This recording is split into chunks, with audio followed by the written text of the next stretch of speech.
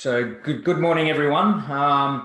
This is another series in the fortnightly partner solution series. Today we're doing a bit more on Eventum Optimum.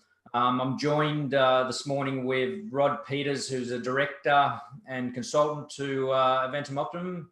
Good morning, Rod. How are you? Morning, Michael. Hello, everyone. How are you? Fantastic. Thanks for joining us today. So we're going to be running through a bit more of the services Eventum Optimum does. I'll also be touching on, after we run through a case study this morning, I'll be running through that mortgage registration process, which I spoke to people recently about, and also the PPSR and a few other things, just to give you a bit more of a good understanding of the actual process, the documents that are required, and how we go about that whole thing as well. So we just start jumping into the slides now. Press that. So as I mentioned, Lightyear Doc Partner Solution Series, I'm running these on a fortnightly basis. I'll be bringing several different partners in and solutions to assist and complement our current our great current Lightyear documents and strategies, and for all of our Lightyear Docs members.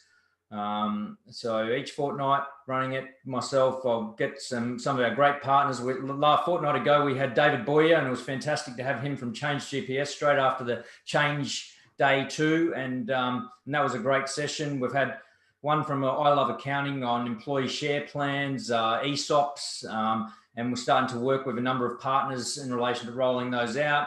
We'll be doing a session from Abbott-Family coming up, and we'll keep looking at different technology strategies, app stacks, and a few other things. And we'll get our partners back, and we'll keep looking at different areas. So it's important that we keep, getting that message across, what we do, what we can provide, the solutions, and so everyone gets a good understanding of how it all fits into our ecosystem. So providing solution strategies and support to be your best. And that's our big differentiator and disruptor to market at Lightyear Docs. And I think it's a really important one. So Lightyear Doc Partner Solutions today, we're dealing, as I said, Eventum Optimum. We've got this amazing, great new logo here, Rod. I think fantastic, isn't it? Guys have always done a fantastic job. Really love it. The website's due to go up, I believe, the new website. We've got a site at the moment. New website's due to go up this week. We're just finalising a bit of the content. And that will also bring with it a lot more efficiencies in relation to the solutions we bring to market. So today's webinar, topics to discover, and this is a great one. I really love this. I love this myself. By a bit of way of background from myself, I talked about at our recent December Gold Coast breakfast about this. It's, through my career, there's been some great moments and there's been some not as good moments. But from those not as good moments, I believe that's where I've had my great education and learning experience. There's been some times where we've had to deal with, in CFO, COO roles, where I've had to deal with not the growth story, not the stable story, but where things start to turn in the wrong direction. And you're dealing with things like creditors, as I like to say, business predators, ATO debt, potential solvency matters, extending ATO debt positions, restructuring, asset protection for the business assets and also for the individuals. But I really have learned a lot from that whole process. And that's one of the reasons why Rod has sort of brought me into the EO picture and utilises, my brain in relation to some of the positions and cases he comes across and the EOT team comes across each time. And so the topics to discuss today: business turnaround, insolvency, your options, key indications, solutions, and documentation. We're going to, as I said there, we're going to deep dive into a case study, fantastic case study we've got. Securing your clients' positions, PPSR mortgages. I'll just cover off a bit of that again. Asset protection in times of turbulence.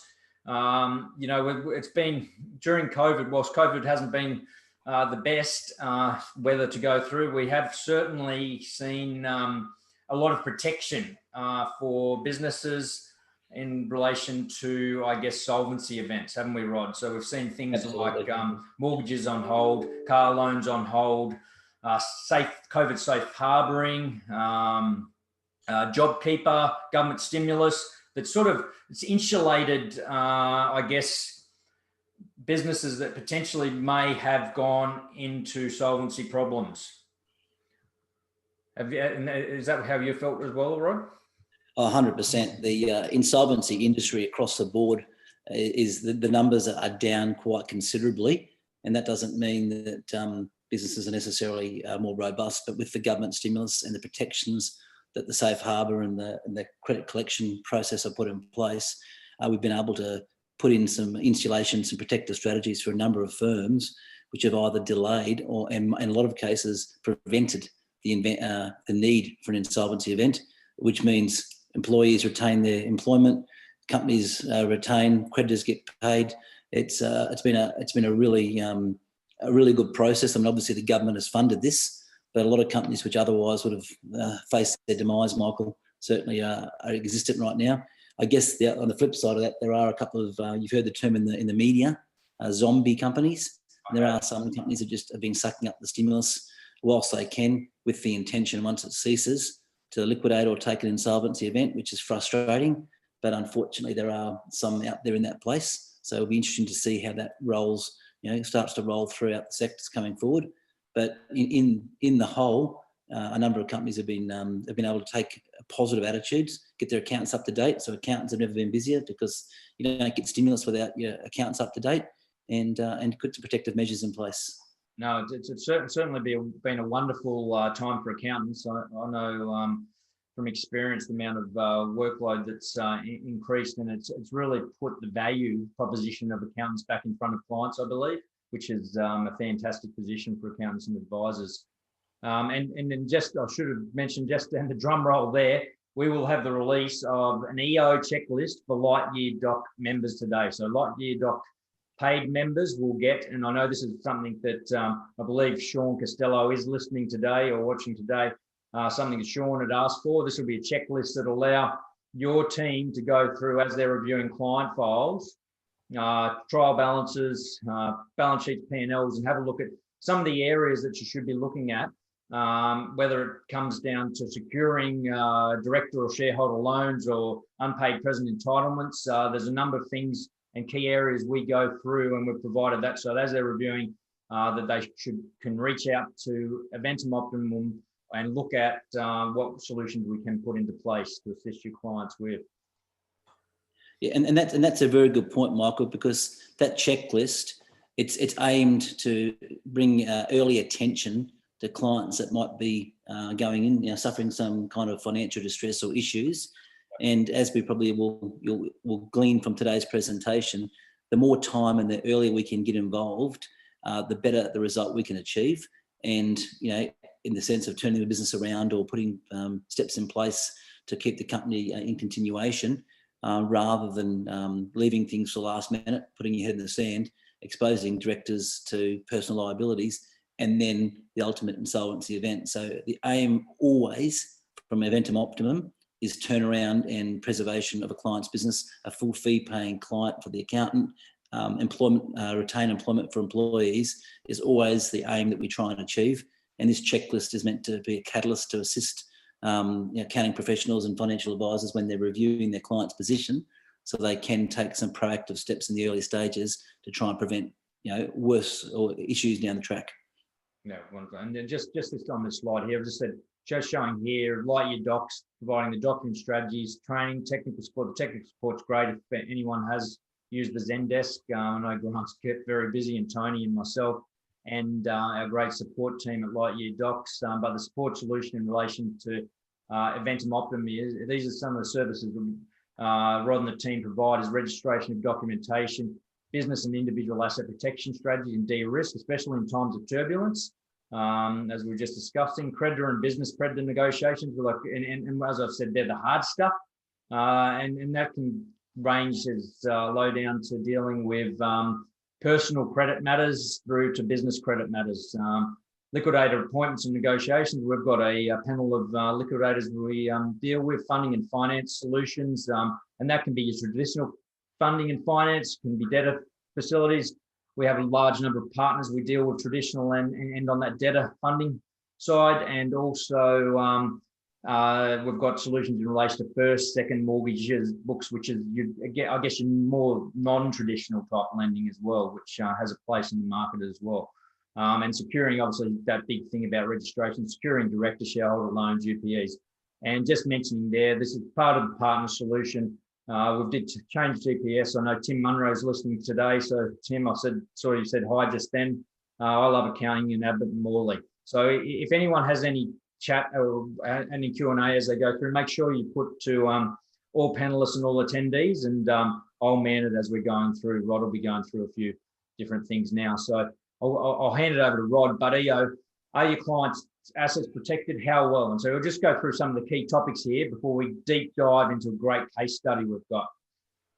Oh, thanks, Michael. And I apologise in advance for not being able to flip the slides over. So I might just say flip or something if you can help me out during this process. Hi, everyone. I guess a couple of thematics at the start. One thing that we like to do is get involved early and prevent a lot of these problems. And a perfect example is BAS lodgements. So when we come across clients that put their head in the sand and don't respond to your request to lodge their BAS, what they're effectively doing is exposing themselves to personal liability. Now, that used to just be the superannuation, then it got extended to the PAYG, and as we all now know, it extends to GST also. So the DPN lockdown regime has been tightened up considerably by the ATO. So the first thing we're trying to do is provide a solution in the early stages and not try and put asset protection in place as a result of financial distress, but do so in a clear manner that clients can move forward. And that asset protection is both to protect the client's assets, but can also act as a deterrent to creditors or litigation if done correctly, which I'll explain a little bit further on.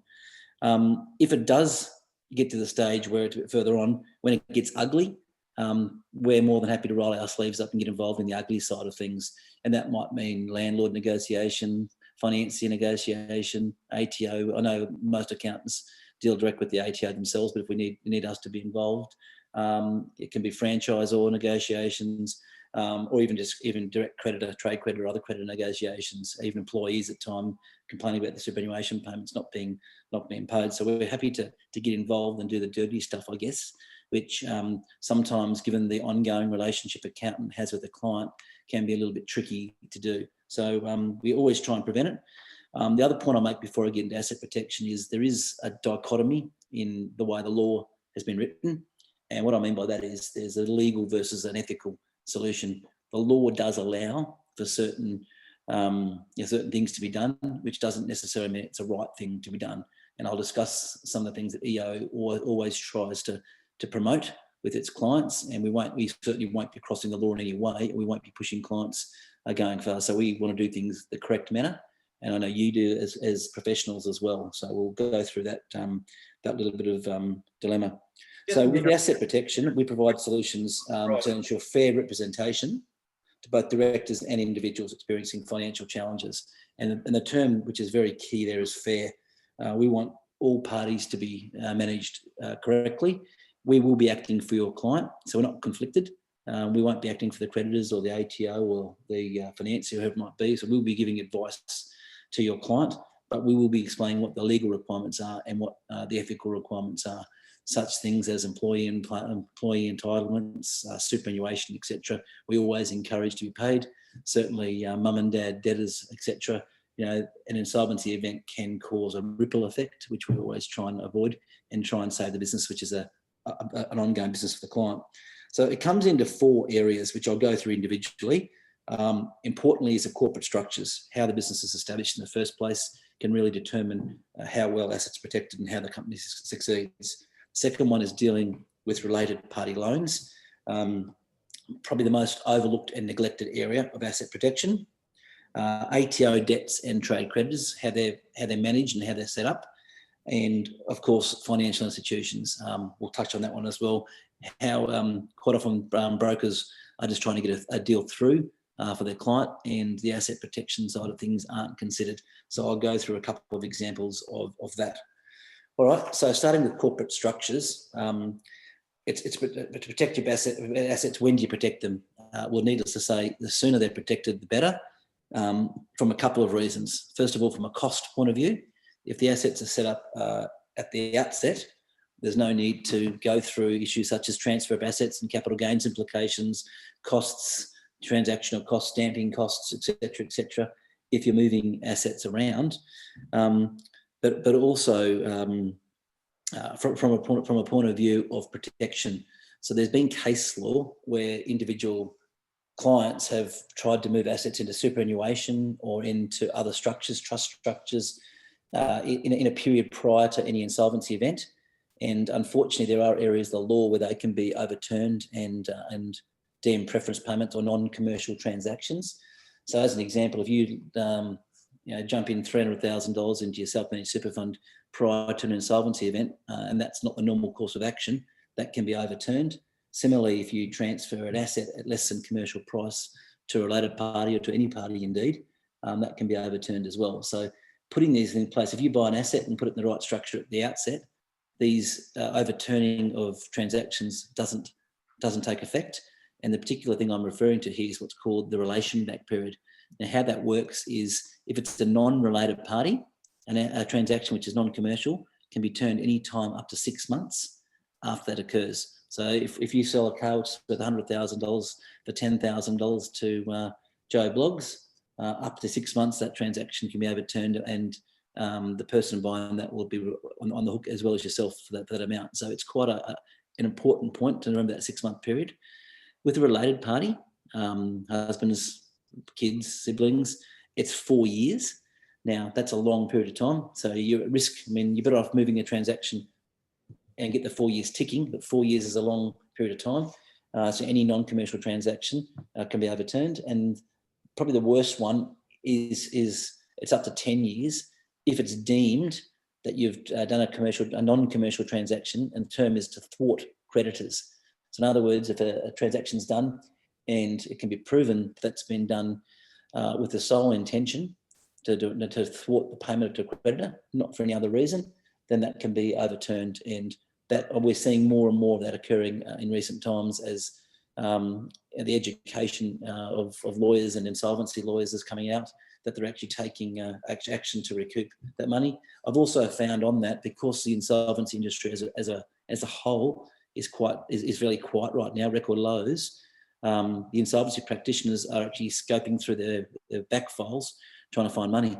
They're not doing new jobs, so they're looking at things which previously they may not have looked at. So it's important to get that right. And so, right, can I just jump in? So, sure. How do you get that right? How do you ensure that a transaction is commercial? Yep. Okay. So that's where it comes down to three areas, Michael. The first one is valuation. So no transaction should occur at a price that hasn't got an external valuation, whether that be a business valuation, an asset valuation, or property valuation. That needs to be put in place. So you can't make the decision yourself what an asset's worth. It's got to be signed off by an external party. So we do have a value solution for property, as you know, and business valuations. If it's a particular asset, it might be specific, like it might be stock, or it might be like a car or something, that needs to be done through the appropriate external areas. Second one, Michael, is everything's got to be documented. So at no time should assets be transferred without a supporting documentation. Now, these sale documents or transfer documents need to be including things such as stamping, but also they will show that assets are transferred at market and commercial prices, and all the details of the parties are concerned. And the third one is you can't be doing a paper transaction, Michael. So what that means is in the old days, you could do a lot of things to get around moving assets around. You need to actually pay for that asset. So if an asset's worth $50,000, $50,000 has to transfer from the vendor to the purchaser.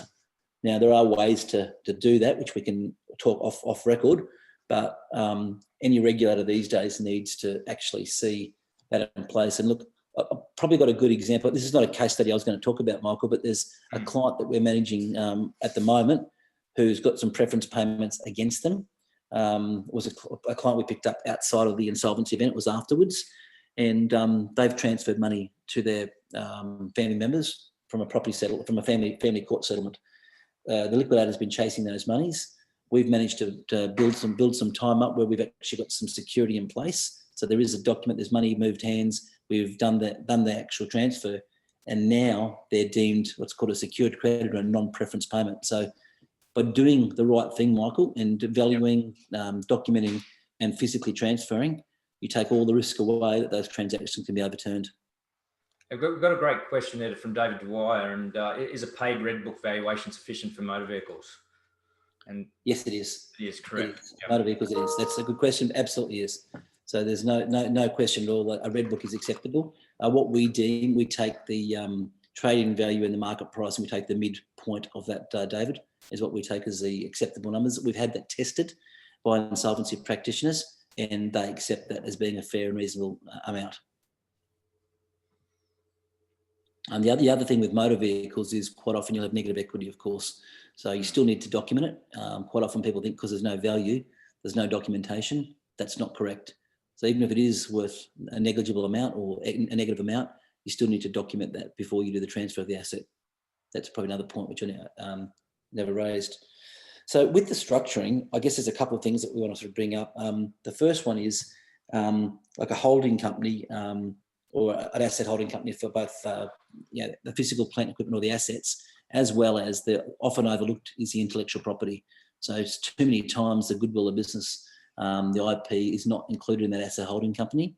Now, the reason this is so important is, first of all, it puts a value on them. We get them valued, so we actually get a valuation of what they are, and we put them in the asset holding company. You can do two things. You can manage the way you make distributions out through that holding company. So quite often you might have, we separate the asset holder and the risk taker in this whole situation. So that risk, that asset holder can get money out of the business on a tax effective manner by making rental payments or hire fees or other distribution costs between the trading and the asset holding company. It's a great way to manage that. But more importantly, if there's litigation or some kind of financial distress against that trading company, instead of having to turn around and repurchase those assets, which would be then exposed to risk, done properly, and when I say properly, I mean documented and money paid, but also a security interest in a security and loan agreement or a PPSR agreement put in place, those assets cannot be touched by an insolvency practitioner. So no matter what happens, those assets are protected. So if you are required to move that business on, then the physical assets that the business has built up over a period of time are retained by the owners of the business. So we always recommend asset protection is twofold. It's business assets and it's personal assets. From the business asset point of view, we always want to separate, where possible, the business assets away from the trading assets. We know there are some finance situations in place, but they can be managed by quite often the hire fee might just coincidentally match the repayment fee to the external financier. So we are building up that the equity in that asset to be protected in the asset holding company. So we can, it is a separate area. We can spend some time individually with anyone who wishes to discuss that direct with us. But there are ways to make sure that all the equity is from the assets is sucked up out of the trading company and protected in the asset IP holding company. I've also mentioned here about what about Phoenix activity, and the reason we put that in there, this area is highly regulated, and there have been, particularly in the construction industry, there's been a task force set up. Moving of assets from one company to the next is completely under the microscope right now. So phoenixing itself is not in the law. There's no law that says you can't phoenix in the Corporations Act. It's just a term that's been described about companies rising from the ashes. So what the regulators have to prove is that it's been done to thwart creditors or done illegally. So done properly and done ethically, then this activity itself is not illegal. Saying that, we don't push the envelope. We make sure that everything is valued, any assets that go across. So you can sell an asset to a related party as much as you can sell to an external party, as long as that asset sale is on commercial terms.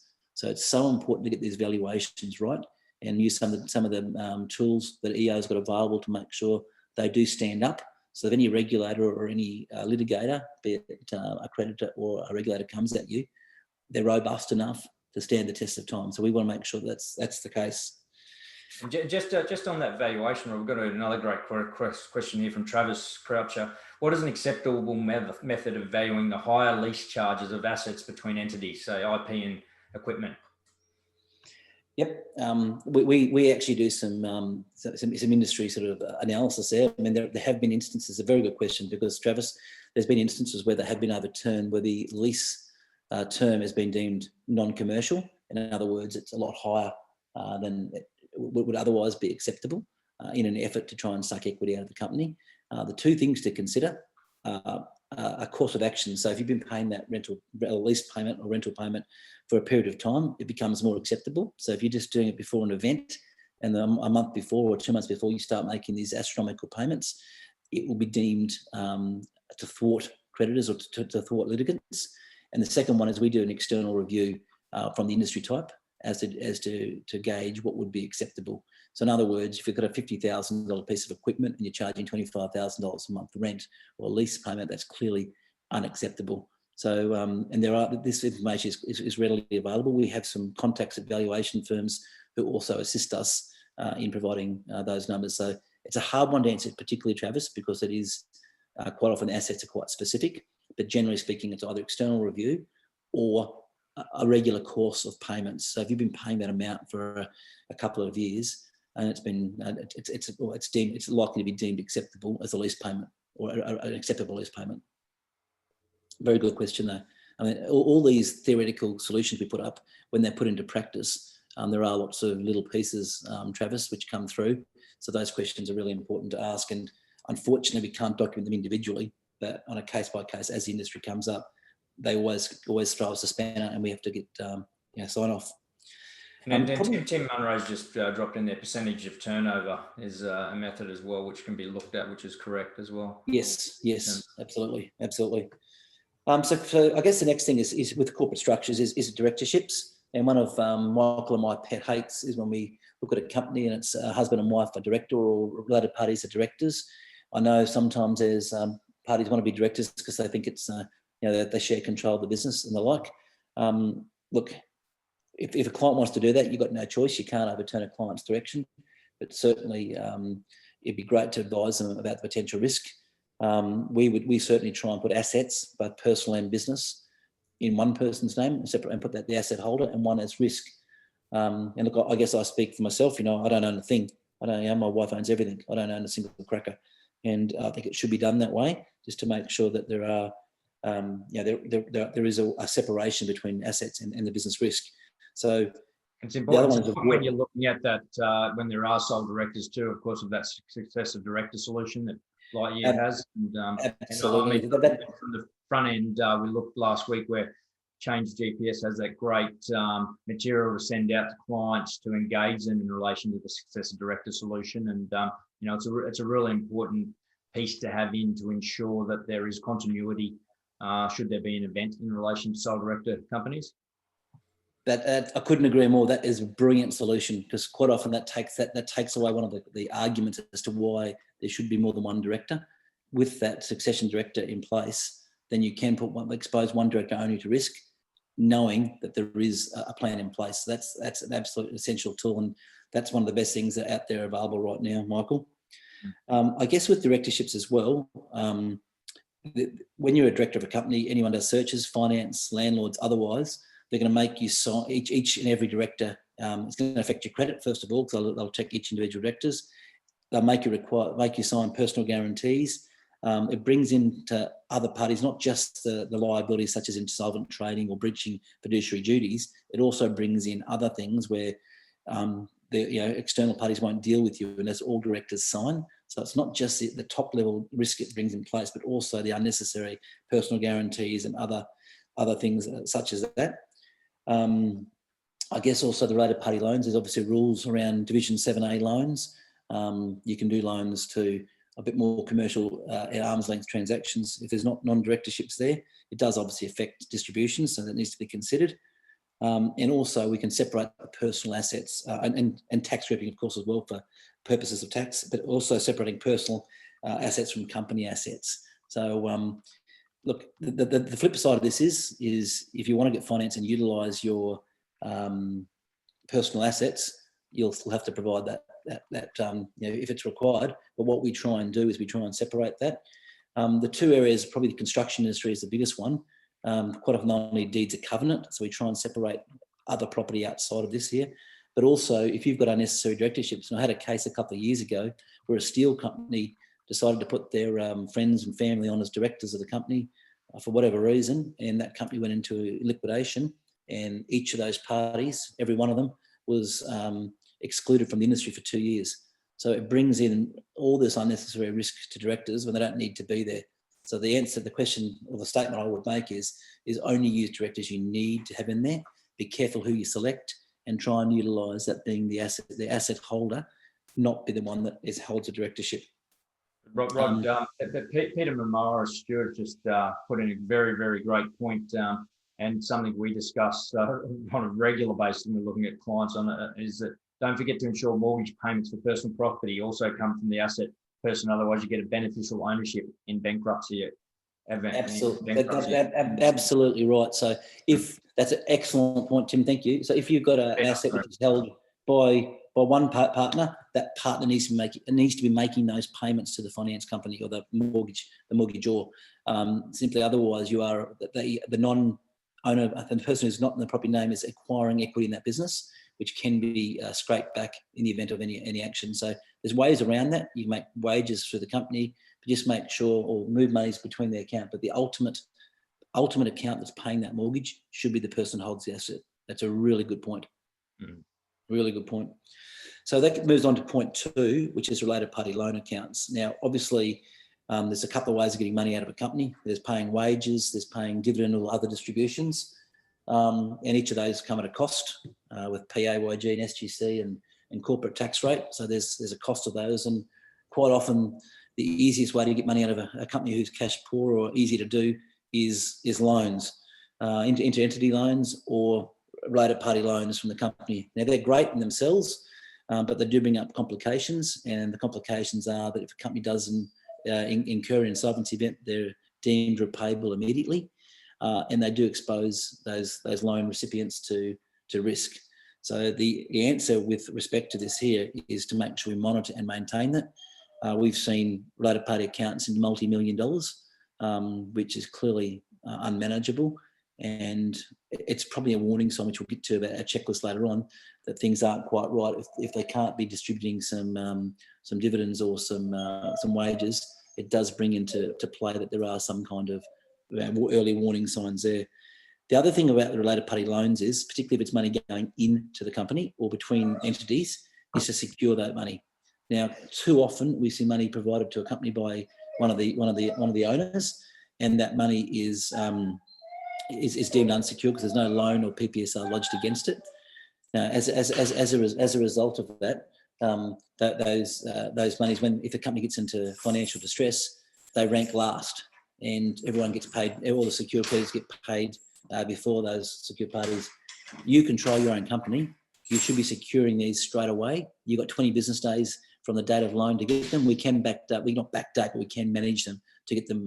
If it's a client that's already there, don't think it's too late to do so. There is a green period, but it's our pet hate. If you've got a client who's put $200,000 as an example into a company and the company goes under, that $200,000 gets paid from assets to your client first before it goes to the ATO or any other party.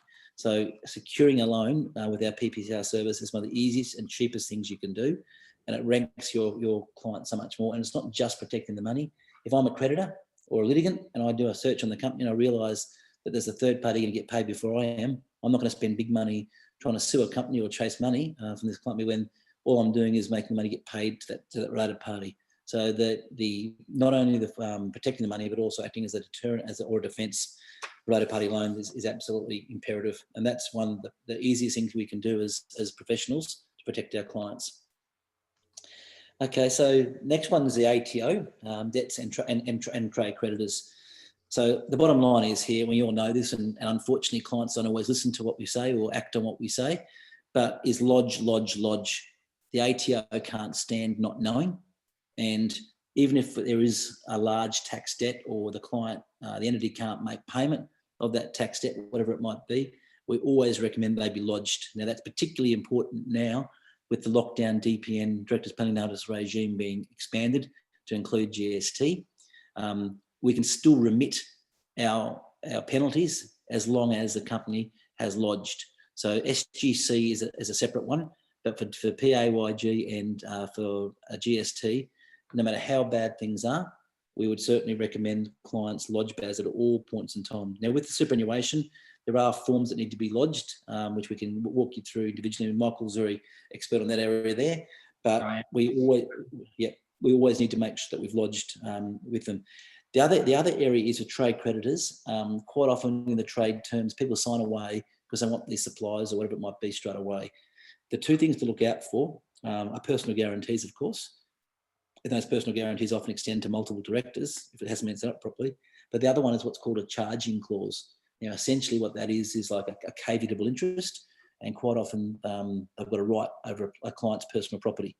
Now, there's nothing worse when if you've got a debt in the company and you tell your wife or husband there's a debt there, that's sort of manageable. But when you come home and tell your wife or husband that someone's got a claim over your personal home, you're going to make payment of that pretty well straight away. So keeping a register or reviewing that documentation from suppliers or creditors is imperative, and we recommend a register be set up so that we're always aware. And we're helping a client right now who's got no idea what or when they signed, and they're going back years to try and find out where their personal liability exists, and quite frankly they haven't got the documentation. So any strategy advice we give to them is not black and white, because we don't know what the outcome's going to be. We also, with the credit applications, obviously read them and before signing them and striking off things. Quite often these creditors will want your business and they're happy to strike things off. You don't ask, you don't get. So take some time looking at that there. The last one about asset protection is financial institutions. There's two major areas here. The first one, of course, we're all aware of is what's called cross-collateralization. If you finance with one entity, they'll take security over all assets. And there's nothing worse. And one thing goes bad, then all of a sudden it infects all the other entities. So even though quite often clients have a relationship with one financial institution, it is often recommended that they have a separate financing per asset class so that they aren't cross-collateralized. And if one thing happens, you can deal with that one event in isolation rather than infecting the whole asset business. The other one involved there is what's called the all monies clause. So any old bankers on the phone call here will know what this is. The all monies clause essentially says that if a member's equity did this at the start of COVID, if you like say you sell an asset and you got like a house that's got 200,000 equity in it, that money doesn't necessarily go to you. Under the all monies clause, that financial institution can apply that to any other debts you've got, credit cards, other loans. So there's probably a belief that the finance you've been given is specific to that asset, but the all monies clause, which all banks include in their terminology, means they've got the ultimate right to apply those funds wherever they want them to. So make your clients aware that just because they sell a property with equity doesn't mean they're going to get that equity. Obviously, there's things such as lending covenants, which can impact the future viability and future finance needs of a business. So be aware and keep a record of those. And probably the last one is cash flow solutions. Probably the number one impact of a business is lack of cash flow. Debtor finance solutions provide two things. They get the cash paid to the client upfront on the initial of an invoice, so it can alleviate short-term cash solutions. But also there's what's called debtor's insurance in there. So follow correct procedures. If there's a bad debt, you can insure against bad debts. Generally, or typically costs around about 1% of the face value of the invoice. Might be an expense a business might want to pay, but rather than losing 100%, they lose 1%. And it's often a good solution there, particularly in high-risk industries such as construction. I feel like I'm picking on construction today, but we've been doing a lot of work in construction recently. In that area, so it's often yeah. So I guess a couple of just Ian Selberg said, how do you avoid or cancel the all monies clause? I don't think it's possible to cancel it. I know none of the four majors would definitely allow you to cancel it, but certainly it's important, as we've got up there, not to have all your eggs in one basket and to have facilities across multiple funders if you can. Yeah, look, that's the exact answer, Michael. The four majors will definitely they won't provide finance without an all monies clause. So I don't think you can cancel it is the answer. I've never seen a major or even any institution cancel it. It's to work around it, and I guess just to make your clients aware that it does exist. Too many times I've seen people sell assets on the basis they thought that would provide them cash to alleviate cash flow issues, and unfortunately it hasn't, because they weren't aware of the all monies clauses, and then they've sold an asset unnecessarily, created a tax implication, and they're no better off cash flow wise. So it's more awareness, and where possible, try and finance independently. I know that's not always possible, but if you're aware of it and you're able to do so, it's an asset protection measure, Michael. But it is a good question, just a tough one to get around. The banks, unfortunately, make the rules, provide the funds, and just being aware of the rules and managing them as well as you possibly can. So I won't really go into the current issues, so the case study will bring those out. So I might just go straight to the case study. Jump into this great case study we've got today. Yeah, I'm conscious of time. So guys, just go through the facts really quickly. So John and Elaine ran a small electrical business, with Bob being an electrician, John being an electrician, I'm a dyslexic, an electrician, and Elaine running the administration of the company. They employed several staff, had several vehicles and some tools and equipment. Personally, John and Elaine have 2 properties, a house they live in, and an investment property. Unfortunately, there was a major client, it was a bad debt, or wasn't a bad debt, lack of revenue, and that caused the company some financial downturn, and they spent money on advertising, trying to regrow the business. The revenue never replaced, and the company found itself with net debt of almost 700K. As the sole director, Bob had given some personal guarantees to suppliers and over the company vehicles, which is not unusual. Bob had also received notification from the ATO that he had DPN, and the company had got behind in superannuation and PAYG payments. This meant that he was personally liable for those debts. Now, despite their best efforts to make payment to creditors, the ATO and trade creditors, and enter into payment plans wherever possible, it soon became evident that they were unable to do so. The business was profitable in its current form, but due to the legacy debt, this was overwhelming them. Essentially, the legacy debt made the business was insurmountable. The business couldn't continue in its current place. So we were approached to try and assist this client, and this is what the action plan we put in place. So in this case, we decided to restructure the business, whereby all assets of the company were sold to a new entity. Now, in this case, as we talked about before, with the way we move assets, business assets had to be valued, and had to establish commercial market value. This is we use external valuers for that. I know you mentioned that before, but it's really important that absolutely, mate. Good point. So it's imperative for any transfer of non-commercial prices is it's illegal and can be overturned. So everything's got to be done right. I mean, you measure twice, cut once, make sure everything's done correctly. And the full sale documentation was put in place, and actual funds were transferred, not a Mickey Mouse transaction. Actual funds were transferred. Now, in the new business setup, the employee entitlements were taken over by the new entity, and the clients were given the opportunity to deal with the new entity. So what happened here is the actual staff retained their long-term entitlements, and they also retained their employment. And this was offset against the purchase price. So you are able to offset. So there was a cash deficiency. So they were able to offset some of the costs of this by assuming the liability of the employee entitlements. The company was placed into liquidation, and all the debtors were collected by the liquidator. So any credit was then passed to the creditors by the liquidator.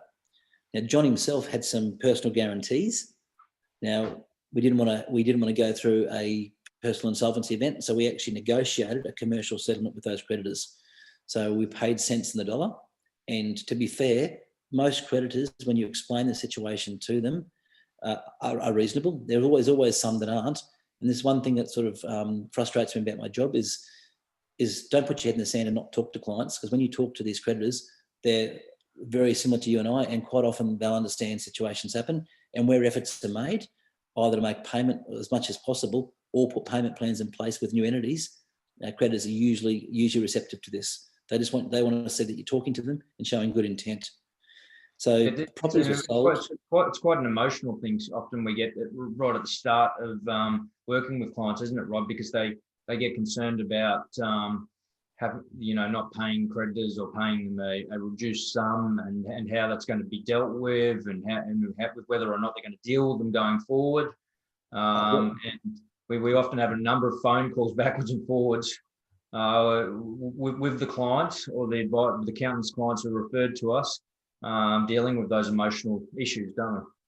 100%. It's not just a financial issue. It is an emotional issue. These are people that have taken a risk in their life. They've set up a business. They've paid tax. They employ staff. They've often put their own personal assets on the line to create a business.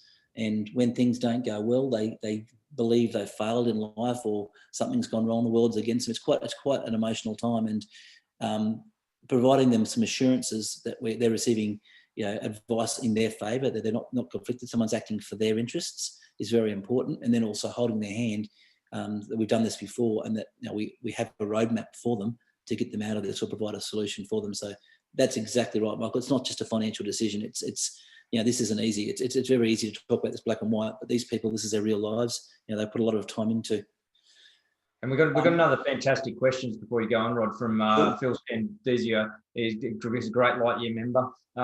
If the client is struggling financially, how do they raise the capital to buy the business assets at market value? So the new entity is obviously buying at market value, needs cash, less, as you said, employee entitlements or other adjustments. But how does it get that net amount to be able to pay across? Yep, a good question, because right now, despite interest rates being as low as they are, I'm sure everyone's aware, unless you're a blue chip client right now, obtaining finance in the marketplace is quite difficult. The market's probably seized up, and the non-primary lenders aren't being as open to lending as they once were. So getting external finance or getting hands on cash is quite difficult. There are a couple of solutions. We can offset liabilities, such as we talked about with the employee entitlements is one manner we can make payment. Sometimes we're required to put some vendor terms in place. Now, these have got to be reasonable, so they can't exceed a 2-year period at the maximum, and quite often even that's not acceptable. So it's not always a cash payment up front. So we can delay how we do it, and this is acceptable. If there's an insolvency event, we need the permission of the creditors or the liquidator to accept this term. But if it's a better solution overall, it's invariably supported by the insolvency practitioner or the creditor. So there's usually some ways. In some instances, if funding can't be obtained, there is no solution. I'll happily concede, not happily, but I will concede that's the case. But usually, if you can explain to a creditor or to a liquidator that their clients will be, or that they will be better off if they receive payment over a period of time, they're usually reasonable. Because the alternative is Armageddon, and no one wants that. Everyone wants the best result for everyone else. And as long as negotiations are fair, we always try and be fair to all parties, then a solution is usually achieved. But there are some ways around vendor terms, particularly where we can make this work. John just said a great thing too. He said, why Elaine is the director of the new company and she holds assets that's direct contravention of the previous advice. That's a good point there. We certainly would look at that. It was just in this particular circumstance that, because it depends if you have another party available, John, to set up a asset holding vehicle as well. So in this case, the business and the assets were transferred to that new entity, but certainly we would look, and Rod, you can jump in here, we would look at, as Rod mentioned earlier, to have a separate asset holding entity and have the business in another asset. But it's obviously case by case and dependent on the facts of that particular case. So you obviously have to have someone who's available and has the ability to sit in each of those positions. Yeah, in this matter, John, we didn't have that solution. There was no choice. So now in the new entity, you're 100% correct. We're risking the assets of the business, with the assets of the person by the new business. I couldn't agree more. Unfortunately, we didn't have a solution available to us in this instance to come around that. But you're 100% correct. It's not ideal, the new solution. Quite often we use mother-in-laws and father-in-laws as directors. We always try and find the person with least assets available. We did a national franchise we've been doing a job for at the moment. The mother-in-law who's on the pension is actually the director of the company. Has a few implications regarding benefit entitlements, but the risk to her is minimal, whereas the assets which we've managed to move around are certainly not accessible. So point taken. Absolute And point just, taken. and just another one, Razor. I mean, Harry mentioned a couple of similar things, but John also then said, did John or Bob, I think we've got a bit of interchange there, but John or Bob, did they become insolvent? Because obviously John was sitting over in that other entity where there were negotiations. I'm just trying to remember that particular case. But, No. And there were personal guarantees in place, but we were able to negotiate out of that position, weren't we? We were looking down the barrel of personal insolvency initially, but we were able to negotiate out of that. So in this instance, certainly there was a cost involved for the parties, but we always try and avoid an insolvency event where we possibly, a personal insolvency event where we possibly can. For some people, they'll go bankrupt over $50,000. For some people, they'll rather pay $300,000, and we certainly don't promote bankruptcy. That's for sure. We present it to a client as an option, but we certainly do not promote that. And in this instance, we're able to negotiate out of that. And one of the things we were able to negotiate was because we were able to sell the equity in the property from John to Elaine. So in that instance, we in our negotiations were able to show to creditors that John didn't have access to funds, and any action against them would be fruitless. So we were able to negotiate a fair and reasonable settlement between the parties, for John to avoid bankruptcy, and B, for the creditor to get paid at least a portion of what they were owed. So it's utilising the laws to try and get a better solution. So I'll quickly summarise because I know time's flying. So the results of this case study were that John and Elaine were able to keep the properties. The business was able to resume without its legacy debts, and all employees retained their jobs. John was required to make a commercial settlement, as I just mentioned now, and he's been re-employed by the company and now on wages. Elaine's running a business. Yes, she's not protected properly with their personal assets, without the legacy issues from the loss of a major client. Elaine is now diligent and aware about her ATO requirements, so there'll be no further DPNs in the future, and continues to meet all the ongoing business costs and business incomes. So the quick takeaway from this, shows the importance of having one party as a director for risk management and the other party as the asset holder. Again, lodge BAS at all times. DPNs are killers, and especially with GST in there now. So if I could say one thing out of today's meeting is lodge, or try and get your clients to lodge. I know it's out of your control.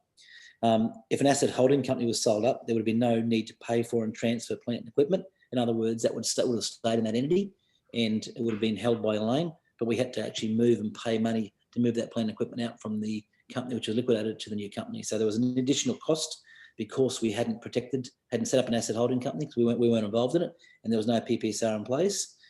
And there's always ways to protect personal assets, and steps ideally should be taken before financial distress, because once we hit the stage where there is financial distress, we're under the microscope a lot more. We can do things, but the limitation is there as to what we can do.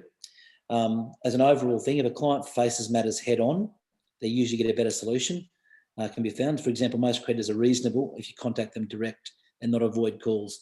Quite often we get creditors calling irate, saying I've rang 25 times and they've not answered my calls, and in the end, you then can't get any reasonable solution. They've got the shits with the the director for rightful reasons, and they won't negotiate. So dealing with matters head on is always easier than putting the head in the sand.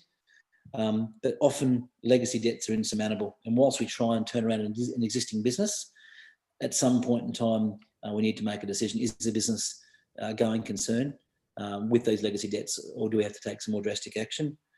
And I guess my last thing is seek advice before proceeding. It's an area right now which is being very closely scrutinised.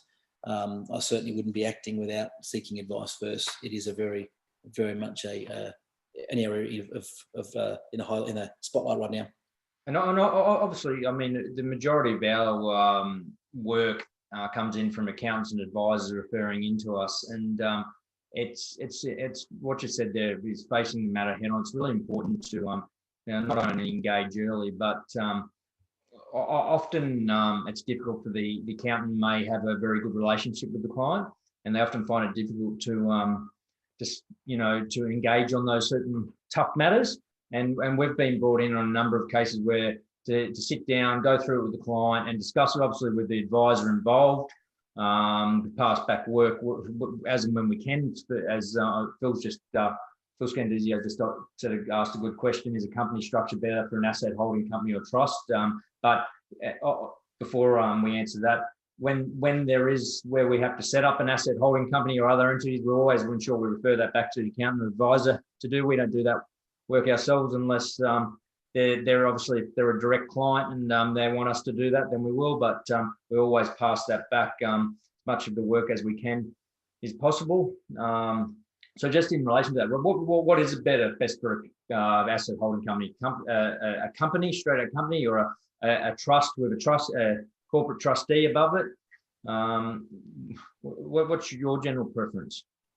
My preference would be a corporate trust, always as an asset protection measurement.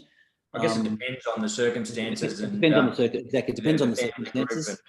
Yeah, I think the most important point about that is to make sure that there is some kind of hire agreement in place. And we talked about, I think, a presentation about a month ago, where there was a case where there was no PPSR lodged over the hire agreement, and it cost a company multiple millions of dollars because it wasn't deemed to be a security interest situation. So that the real clear thing is to separate those assets into a structure for the person and make sure that PPSR is always lodged. PPSR is one of the cheapest things you can do for a client, and they're so powerful. They're so powerful.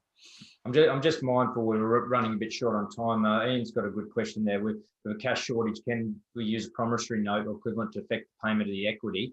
Rod, if you just want to quickly answer that, and then I'll just jump into the mortgage registration process just to give everyone an update on that. Then we'll get to the checklist that we're releasing. So I won't go too much over this registration process again. Yeah, in modern days, promissory notes aren't as well received as they used to be. I've experienced quite often insolvency practitioners won't accept them. Some do, and look, I guess the insolvency practitioners we engage, ones we deal with all the time, so we have a good working relationship with them. So they're likely to accept. It's not just our advice you're receiving, but also our relationships. And when you deal with Eventum Optimum, so things are more likely to be accepted if we have a working relationship with that insolvency practitioner. Generally speaking, promissory notes, I would say no, but there's no reason why they can't be used.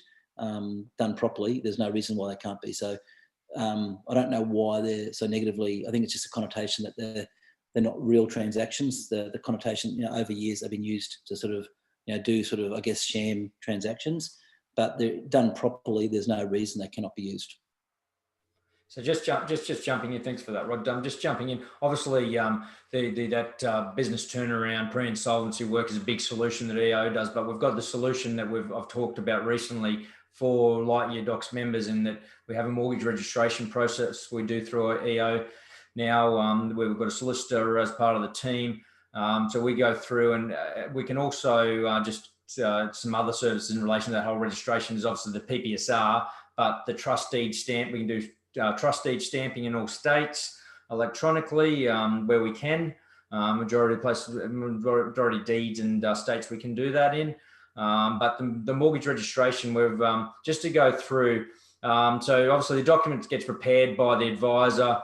Advisor contacts EO completes, which I've gone through before. But just in terms of, there's been a lot of questions around what documents are required, and it's we've really got this nailed down now. But I will send out a document list, and we'll get that up on the Lightyear side as well. But the key documents that are required in relation to mortgage registration are that VOI, which is your verification of ID, and that's done via a very streamlined, efficient process. So require the full names of each party, email addresses, and mobile phone numbers. Gets sent out via email, and the verification happens using email and SMSF.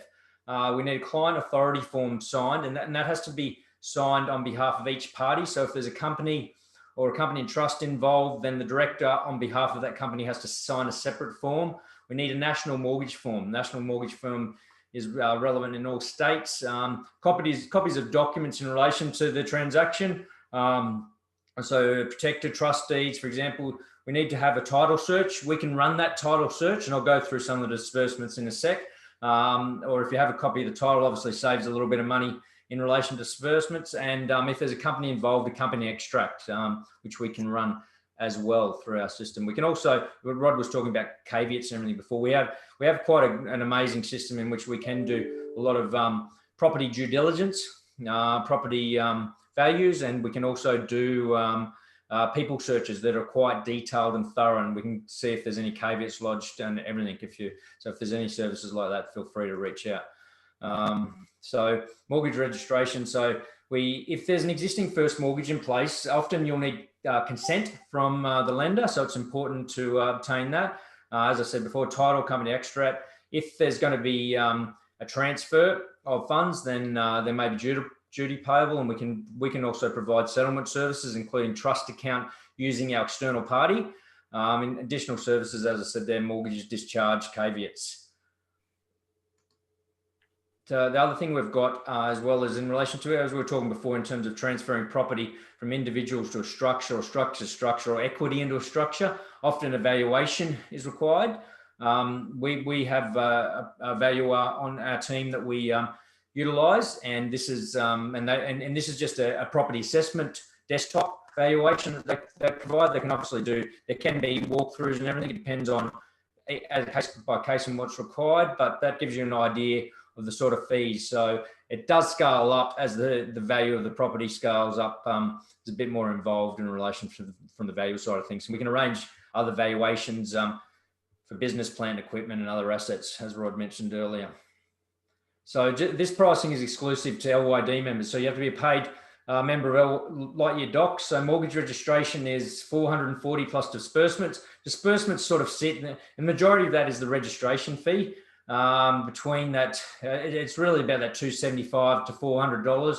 $400 is where we've got to, if you don't have a title search, we've got to do company extracts, and each one of those sort of ranges, the $40, $50 mark each time. So PPSR registration, $110 for PPSR only. We do have a PPSR and revolving loan security deed, $275. There has been, I have spoken to a number of Lightyear members saying, why isn't this particular loan agreement on the platform? It is going to be on the platform. I was running through with Grant and Ash this morning, exclusively for Lightyear Docs members, so that you'll complete that on the platform. You send it through to EO, and we'll just do that registration for 110. What's the difference between the loan agreement that's on? Another question I've had from people: the loan agreement that's on the Lightyear platform at the moment, that's a general purpose loan agreement. It has a particular purpose, but in terms of when you want to register for PPSR, it's really important you have that security deed attached to the loan, because the security deed actually meets the PPSR legislation requirements. We've also got a revolving loan within our documentation. So if it's an initial director loan, it has the ability for additional drawdowns on that loan, doesn't it, Rod? Yes, it does. So like Division 7A loans, you don't need to redo a loan each and every time you're going in our transactions. Now, I've just popped up the email again. So if any of those registration matters, send it through to registrations Eventum Optimum. Yes, I've put yes there. I know it is a long email, and it's often a bit confusing. We are in the process of, as part of the new website, changing it over to a lot smaller domain. We'll obviously always be Eventum Optimum, but we'll just make it a bit easier for everyone. We'll communicate that, and we'll ensure that everything still gets pushed through, obviously. There's stamping solutions, I've said. I've just got those on there. The big thing today, though, and I know, as I mentioned earlier, is a big thing Sean Costello asked, and we're going to send this out to our clients, or our Lightyear Docs paid members, and it'll be released today, and we'll send it out as part of the video, or a separate email to the video. And Rod will just run through that checklist. But effectively, that checklist allows your team, as they're going through, to look at a lot of the areas we're talking about before. And if they tick the box, then obviously reach out, get advice, speak to someone who knows what they're doing in relation to the space. It's really important, even if it's just an initial conversation, and work out if we need to put a strategy in place, or if it has to be a strategy put into place to deal with it. So, Rod, if you just want to have a quick discussion about that. Yeah, I won't. You're pretty well. That's I won't steal the thunder when it comes out, but that's exactly what it is. So when you speak to your clients, where you can look at their potential personal liability, just to make sure, such as BAS, SGC returns, Division 7A loans, personal guarantee registries, if there's a deed of covenant with the building, the construction commission, etc. goes through structural issues. So maybe when you're looking at the client's positions, whether or not it is structured correctly, should there be individual trusts or company trusts? Should there, both parties be directors of a company? How should personal assets be held? How should inter-entity loans be treated? Things like tax grouping and GST grouping, income tax grouping, payroll tax, going through things like estate planning, things such as a testamentary trust establishment, bringing into place things such as director succession, making sure there is a point in place where there's a sole director, looking at insolvent trading and safe harbour things. Big one, looking at unsecured directors' credit loans or asset holdings not appearing with a PPSR across them, just to make sure there's no good setting the structure up if it's not going to hold water when tested. So make sure that everything is in place. And then also, as we talked about at the start, they're looking at the banks, going through things such as lending covenants, cross-collateralisation, all money clauses, etc., etc. So it's a little tick and flick thing you can put at the front of your file. It'll just alert you to early warning signs or areas where you can better help your clients, just to make sure they're better protected, and or if they're experiencing some kind of financial distress or need to be quicker pick up the phone and look. And one thing that Michael and I are offering is pick up the phone at any point in time. Our details are the next page. More than happy to answer any particular questions. If a client is in distress as well, or wants someone to talk to, we're happy to make at first. We don't charge for our first inquiry. We come out and we can talk either these days on Zoom or face to face, depending on the location of the client. More than happy to sit down and see if there's an easy solution, and often there can be.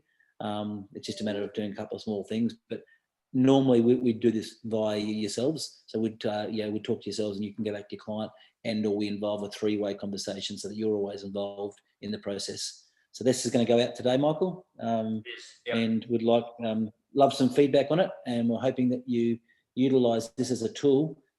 This sort of black and white puts down a few things to address as you're working through your client files. Thanks for that, Rod. As Rod mentioned, we've got the contact details up there. Feel free to reach out. Obviously, the video of the recording will go out to all the attendees today. We'll get that checklist out via email as well. And if there's anything you want to reach out and discuss with us, our emails are up there. I thank Rod for your time today. Thanks for being part of the Partner Solution series. Thanks everyone for joining us. And I look forward to delivering more of these on a fortnightly basis. Thanks, guys. Thanks, Michael. Thank you, guys.